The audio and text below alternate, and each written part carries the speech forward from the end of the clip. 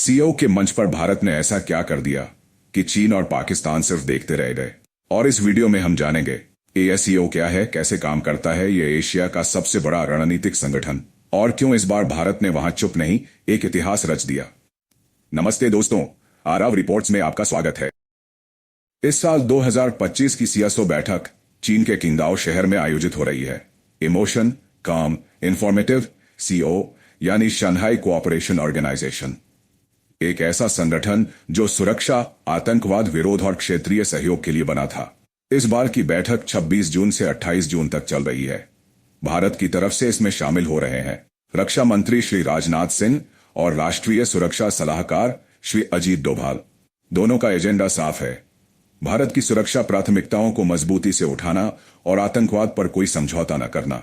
अब सवाल आता है, एसीओ आखिर है क्या? Emotion, smooth shift into context. CO यानी शंघाई कोऑपरेशन ऑर्गेनाइजेशन एक क्षेत्रीय संगठन है जिसकी स्थापना साल 2001 में हुई थी।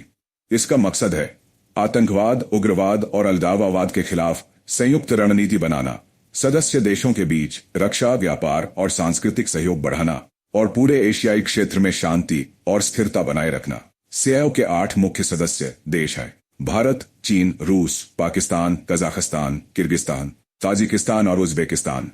इसके अलावा अब ईरान भी स्थायी सदस्य बन चुका है और अफगानिस्तान समेत कई देश ऑब्जर्वर के रूप में जुड़े हुए। अब बात उस फैसले की जिसने पूरे एससीओ मंच पर हलचल मचा दी। भारत ने इस साल एससीओ के साझा बयान यानी जॉइंट कम्युनिके पर हस्ताक्षर करने से इनकार कर दिया। आखिर ये कम्युनिके क्या था और भारत ने इस पर साइन क्यों नहीं किया?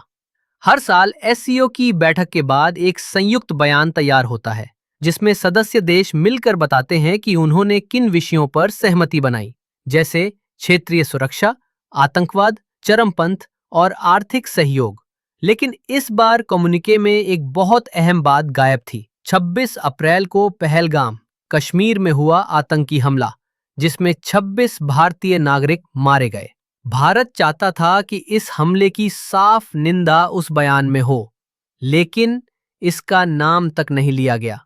इसके उलट कम्युनिके में बलूचिस्तान का जिक्र डाला गया, जिसे पाकिस्तान अक्सर भारत को बदनाम करने के लिए इस्तेमाल करता है।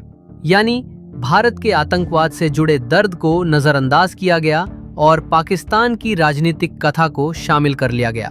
अब सवाल उठता है, ऐसा क्यों हुआ? चीन ने कम्युनिके के ड्राफ्ट में पाकिस्तान के पक्ष वाले बिंदु डाले, भारत की आपत्तियों को नजरअंदाज कर दिया गया।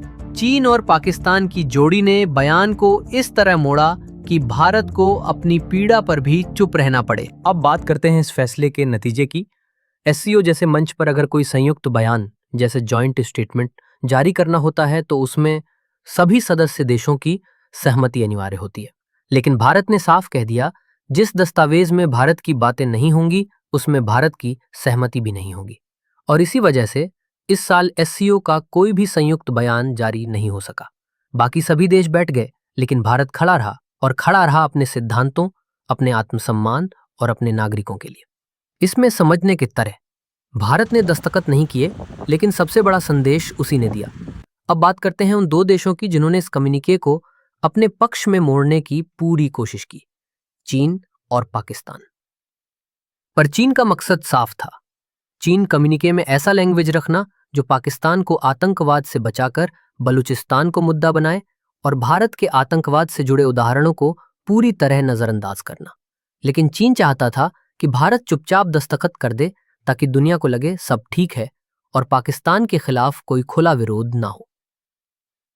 भारत ने सभी पाकिस्तान को उम्मीद थी कि वो एक बार फिर एससीओ के मंच पर खुद को शांति का पक्षधर दिखा पाएगा और भारत को आतंकवाद के मुद्दे पर अकेला और बेबस दिखा सकेगा।